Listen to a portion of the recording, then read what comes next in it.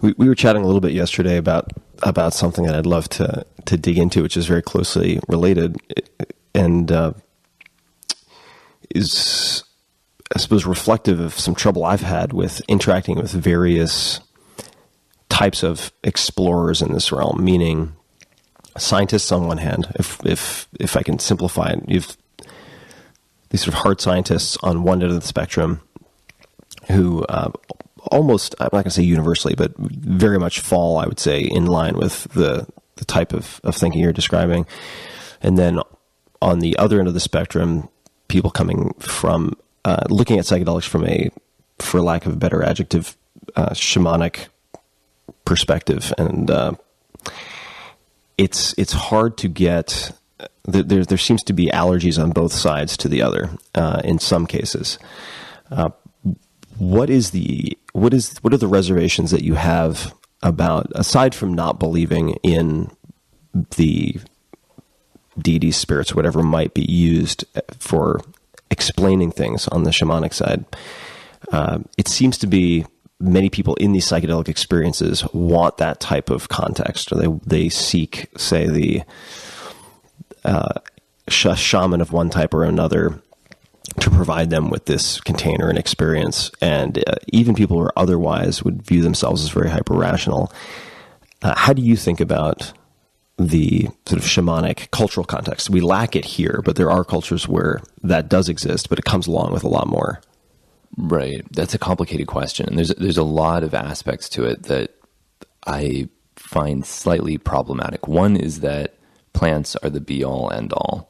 I think that plants are a wonderful starting place, and they introduce us to so many things. And maybe those things are the best.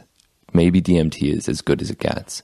But I've had the opportunity to try a number of different DMT derivatives: MET, MPT, DPT, DIPT, and so on, NIPT, and a number of others.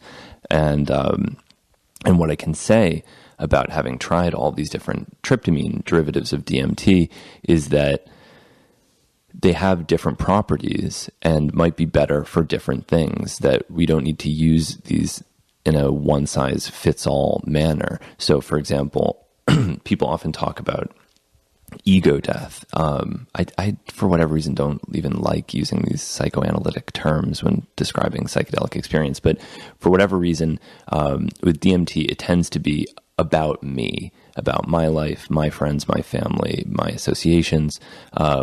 With DPT, it feels more universal. It feels like this is an experience that anyone, my DPT experience could have been your DPT experience, or could have been anyone in the world's DPT experience, because it's not about me. It's not about my life. It's about life. And I think with the shamanic route, there's often a lot of dogma. There's a lot of, this is the way to do it, and this is what's traditional. And there's a little bit of discouragement of experimentation in favor of what is traditional. And that's fantastic, because we have a lot to learn from these traditions, without question, an enormous amount to learn. But I don't think we've figured it out. I don't think any culture has figured it out.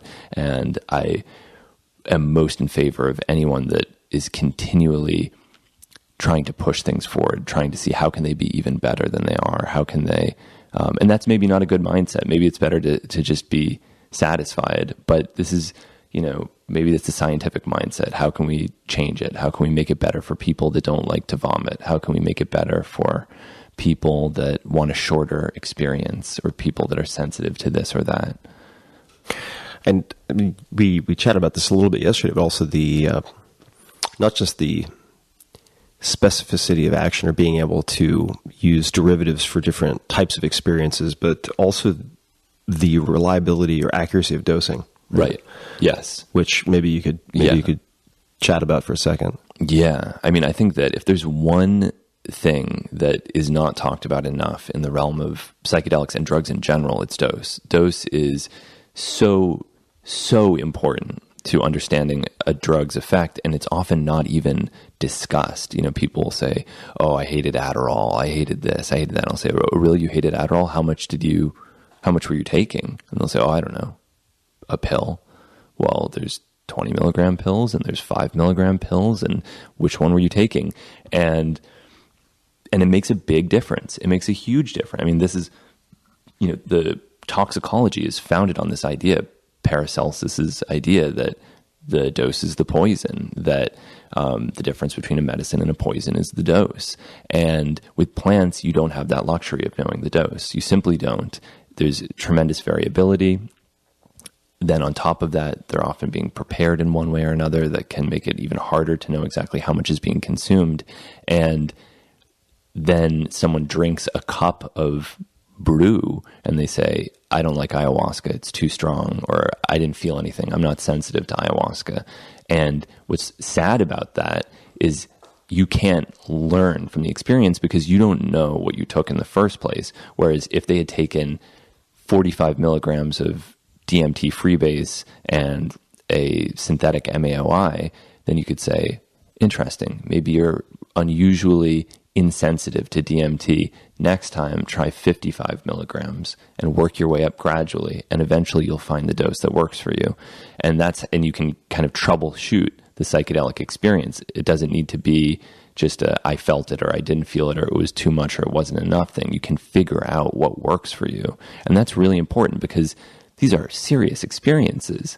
There's a lot of uncertainty going into these experiences. At the very least, to have that foundation of I know what I took and I know how much of it I took is something that can't be underestimated in its value. There's so many different directions I want to go, but I'll try to pick one for now. And just one more thing in that vein, that's the real tragedy of psychedelics right now, is for a common person, they have access to 2 psychedelics, LSD and psilocybin-containing mushrooms, and they don't know the dose of either of those things. Right. You take one blotter of LSD, maybe someone told you that it contains 100 micrograms of LSD, but you have no idea.